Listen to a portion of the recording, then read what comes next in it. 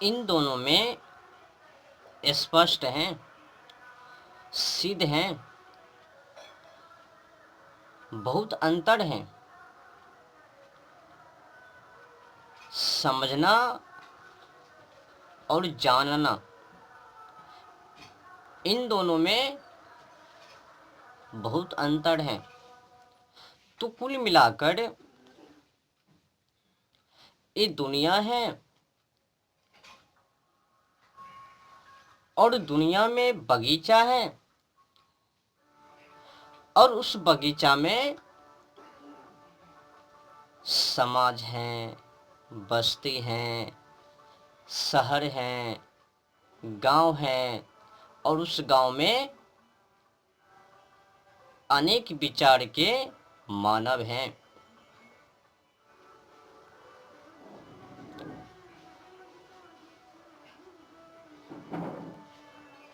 जब अनेक विचार के मानव, तो फिर उनके अनुसार अनेक वामपंथी।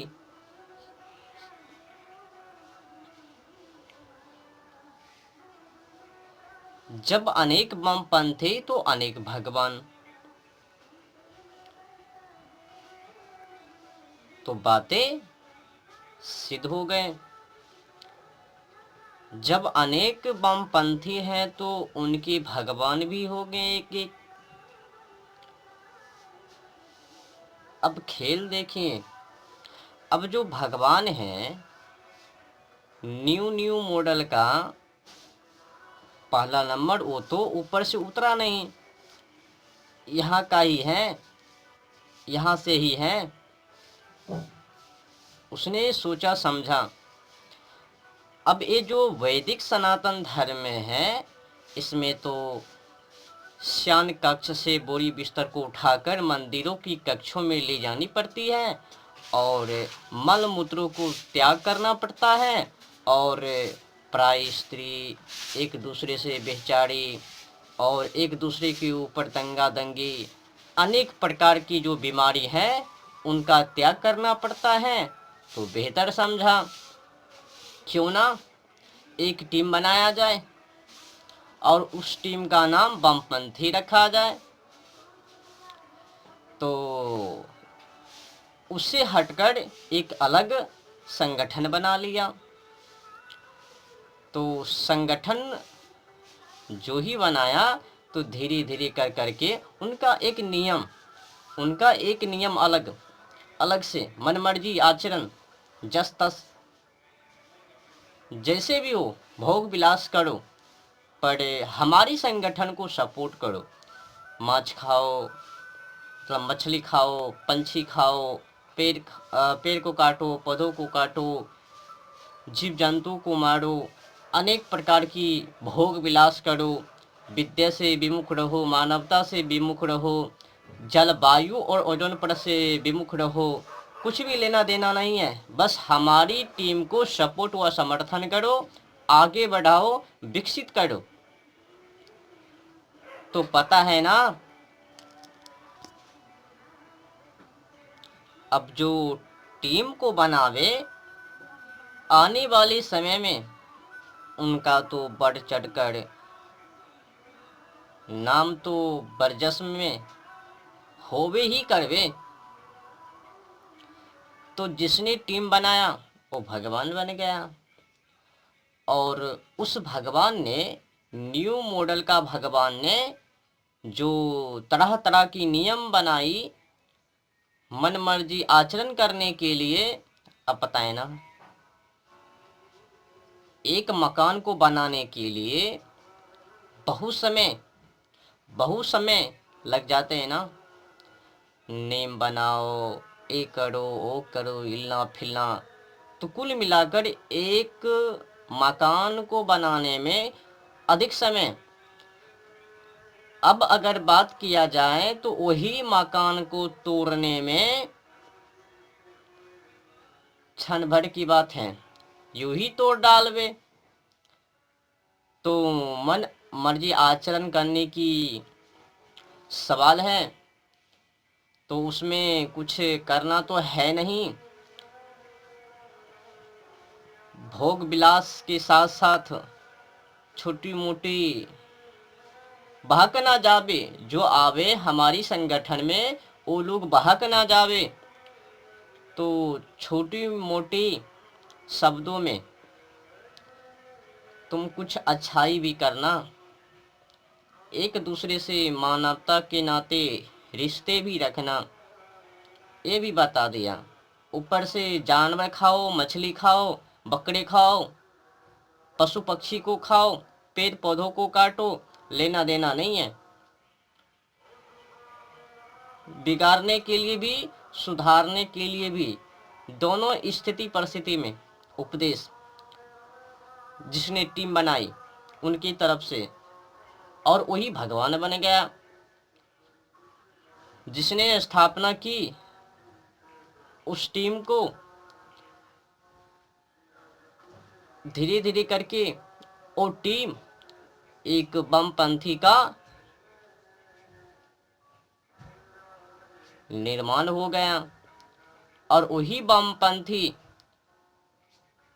उस बमपंथी को मानने वाले जो लोग आगे चलकर उनकी बड़ाई में बढ़ चढ़ के कुछ कुछ लिख दिया, उसने ये बनाया, उसने वो बनाया, खंबे के ऊपर टिंगा दिया, आसमान को, आसमान और धरती को 6 ही दिनों में बना दिया, 7वां दिन में विश्राम किया, दरमियान के तहत न्याय होगा।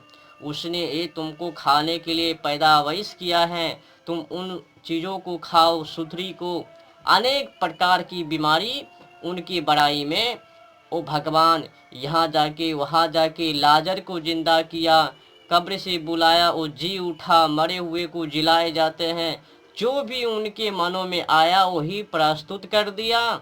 जो उनको मानने वाले लोग थे उसने एक बार भी उनसे क्वेश्चन नहीं किया, सवाल नहीं किया। मरे हुए को जिलाए जाते हैं, ऐसा कैसे कैसे संभव हुआ, बताओ जरा, सवाल नहीं किया। तो कुल मिलाकर भ्रमित भ्रमित बातें। एक तो पहला नंबर भोग विलास करने की आज्ञा है, जलवायु और ओजोन परत की दशा खराब करने की आज्ञा है। जो ही मांस के रूप में बकरे को काटेंगे, जानवर पंछी को काटेंगे, तो 25% पहाड़ जलवायु और ओजोन परत के ऊपर पड़ेंगे, तो जलवायु और ओजोन परत खराब हो गए तो परिणाम स्वरूप अनेक बीमारी प्रलय के साथ आ धमकेंगे पृथ्वी लोक पर। मतलब न भूगोल खगोल का ध्यान, न ही मानवता का ध्यान, न ही विद्या के ध्यान, न ही संस्कृति की ध्यान, और न ही जलवायु और ओजोन परत उनका ध्यान। सीधे प्रस्तुत। और वही संगठन आज विराट रूप ले लिए, पूरे विश्व में फैल गए। और वो जो संगठन है ना, अधिक पुरानी नहीं है, 2000 से 2500 वर्ष। आपको पता है पूरी दुनिया में मात्र 2 ही ऐसा बमपंथी हैं जो कि बहुत ही गंदी है, खोज लेना। उनके जैसे अत्याचारी और कोई बमपंथी नहीं है दुनिया में। 2 ही एक ऐसा इकलौता बमपंथी है जो कि सबसे गंदी बमपंथी है, जो कि उनमें किसी तरह से कोई माना नहीं है। भोग करो, विलास करो, उसने तुमको खाने के लिए बनाया। मतलब उनको खाने के चक्कर में जलवायु और ओजोन परत को खराब कर रहे हैं, वो नहीं दिखाई पड़ती। खाते जाओ, सुथरी को, मुसरी को, जो भी है। उठनी की माँ आसमान तक। लगता है उठनी जो थी उसके कान में तेल भरकर पृथ्वी लोक से और आसमान तक व्यवस्था भी गजब की। दरमियान की आखिरी रात न्याय होगी। लगता है बीच में निकम्मे पड़ गए। मैंने तुमको जिसको खाने की आज्ञा दी, मैंने जिसको पैदावाइश की, उनको खाओ, सुथरी को, वो तुम्हें मेहरबानी बख्शने वाले हैं, क्षमा करने वाले हैं। ऐसा बोल रहा है जैसा कि वह स्वयं उतरा हुआ व्यक्ति है तो पाखंडी, खुद ही मलमूत्रों में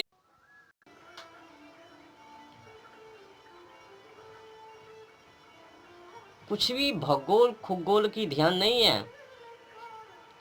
ये दोनों जो बमपंथी है ना संगठन के, एकदम खतरनाक है, गंदी है, बकवास है, व्यर्थ है। इनका लेना देना मानवता से, विद्या से नहीं है, जलवायु और ओजोन परत से नहीं है। प्रकृति को बर्बाद किए जा रहे हैं, पर प्रकृति का प्रकोप क्या है ये दोनों बमपंथी को पता नहीं है। प्रकृति कोपः सर्वकोपि भ्यो गर्यान, प्रकृति कोपः सर्वकोपि भ्यो गर्यान। प्रकृति का प्रकोप बहुत ही भयानक होता है। जब जब वो अपना विराट रूप प्रकोप में, तब तब प्रलय में, तब तब समाजों में प्रलय, देश विदेश में प्रलय, तो उनसे टक्कर लेना महामूर्खता है। जलवायु और ओजोन परत की दशा खराब करना मूर्खता है। किसी ने लिखा भी, निंद्रा भोजन भोग भय ए नर पशु समान, ज्ञान अधिक एक नरन में ज्ञान बिना पशु जान। वो जो दो बमपंथी है ना, उसमें तो खाने पीने भोग विलास, विद्या लो या ना लो, कोई लेना देना नहीं है। विद्या भी लो तो कौन सी, जो जानवर पंछी के तुल्य हो। यथा श्रुतम तथा बुद्धि, जैसी शिक्षा वैसी बुद्धि। तो शिक्षा कौन सी, तो जानवर पंछी के तुल्य। मानवता की शिक्षा नहीं, विद्या नहीं, जानवर पंछी के तुल्य। तो कुल मिलाकर अब हम चलते हैं जिस मुद्दे के ऊपर आज मैं चर्चा कर रहा हूं, अब चलता हूं उस विषय की ओर। अब देखिए, ये जो वामपंथी हैं, जो सबसे गंदी हैं, आज मैं इनका भंडाफोड़ पैदावार करूंगा।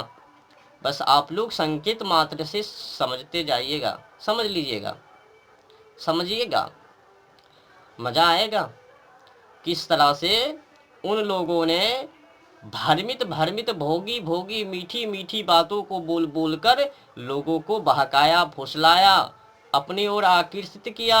उससे भी नहीं हुआ तो दूध भात दही दे देकर, प्रलोभन दे देकर वो अपनी ओर आकर्षित किया।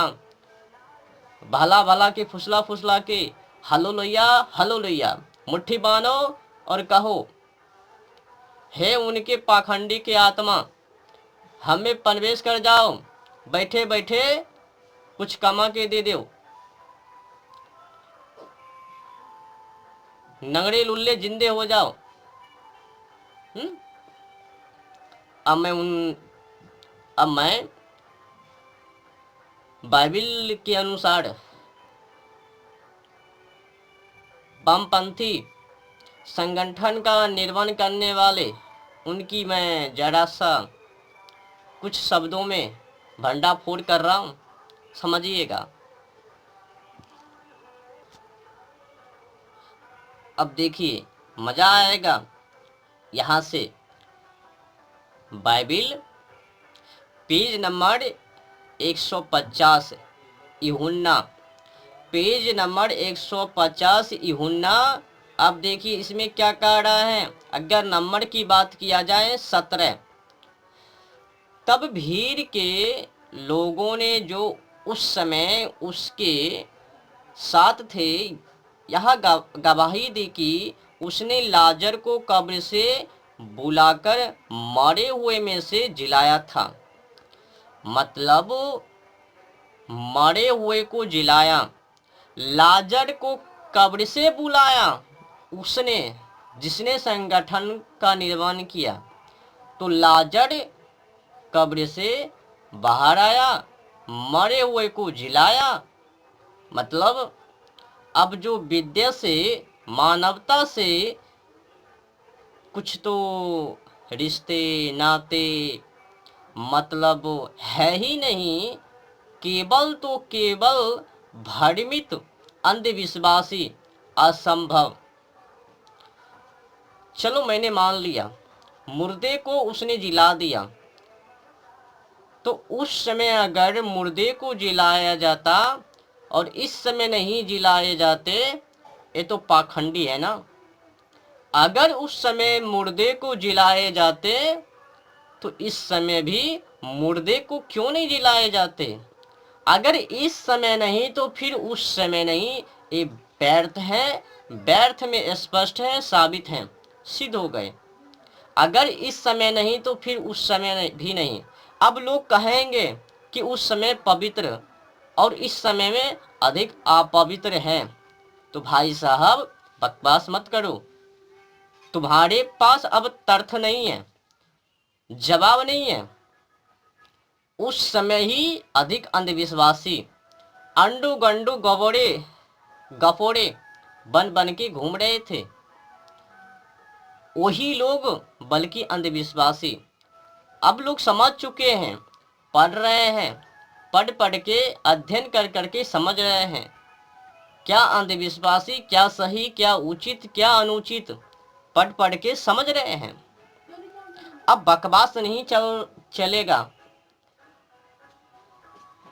अब उसने उसको बुलाया, कब्र से जी उठा, उसने लाजर को बुलाया और लाजर काबर से मतलब कब्र से मतलब एक खाई कोड़ दिया, उसमें उनको गाड़ दिया। कुछ कुछ कुछ समय हो गया तो उसने उसको बुलाया, उससे उनमें से उनमें जो गड़ा हुआ था तो उससे निकलकर मरे हुए को जिला लिया। लाजर मरे हुए थे तो उसने बुलाया, हाँक पाड़ा, आओ इधर, तो जी गया। अब देखिए यहाँ पर जिला रहे हैं वो पवित्र आत्मा। अब आगे उनके साथ क्या हो रहा है अपने ध्यान नहीं है। यहाँ पर तो कह रहा है क्या कह रहा है नंबर 17 में, तब भीड़ के लोगों ने जो उस समय उसके साथ थे या गवाही दी कि उसने लाजर को कब्र से बुलाकर मरे हुए में से जिलाया था। यहाँ तो पेज नंबर 150 यून्ना में तो ये बकवास कर रहे हैं। अब आगे देखिए कि उनके साथ क्या हुआ, मजा आएगा। अब यहाँ पर तो जिला रहे हैं। अब देखिए पेज नंबर 159 यूहन्ना नंबर 22, जब उसने यह कहा, जो प्यादों में से एक ने जो पास खड़ा था यीशु को थप्पड़ मारकर कहा, क्या तुम महायाजक हो को इस प्रकार उत्तर देता है। यीशु ने उसे उत्तर दिया कि यदि मैंने बुरा कहा तो उस बुराई पर गवाही दे, परंतु यदि भला कहा तो मुझे क्यों मारता है। तो हन्ना ने उसे बंधे हुए काइफा महायाजक के पास भेज दिया। तो शमौन पतरस खड़ा हुआ ताप ताप रहा था। तब उन्होंने उससे कहा, क्या तू भी उसके चेले में से है। तो उसने इनकार करके कहा, मैं नहीं हूँ। तो महायाजक के दासों में से एक जो उसके कुटुंब में से था, जिसका कान पतरस ने काट डाला था, तो बोला, क्या मैंने तुझे उसके साथ बारी में ना देखा था। तो पतरस फिर इनकार कर गया और तुरंत मुर्ग ने बांग दी और वे यीशु को काइफा के पास से किले को ले गए। और भोर का समय था, परंतु वे आप किले के भीतर न गए ताकि अशुद्ध न हो, परंतु फसह खा सके। तब पिलातुस पास बाहर निकल आया। मजा आएगा, सुनते जाइए। पहले थप्पड़ मारा, उनके सामने में कान काट डाला, तो पर भी अब देखिए, तो वह कि बर्तन धरा था, तो उन्होंने सिरके में भिगोए हुए स्पंज को रखकर उसके मुंह से जलाया। यीशु ने वह सिरका लिया तो कहा, पूरा हुआ, और सिर झुकाकर प्राण त्याग दिया। कि वह तैयारी का दिन था, तो यहूदियों ने पिलातुस से विनती की कि उनकी टांगें तोड़ दी जाए और वे उतार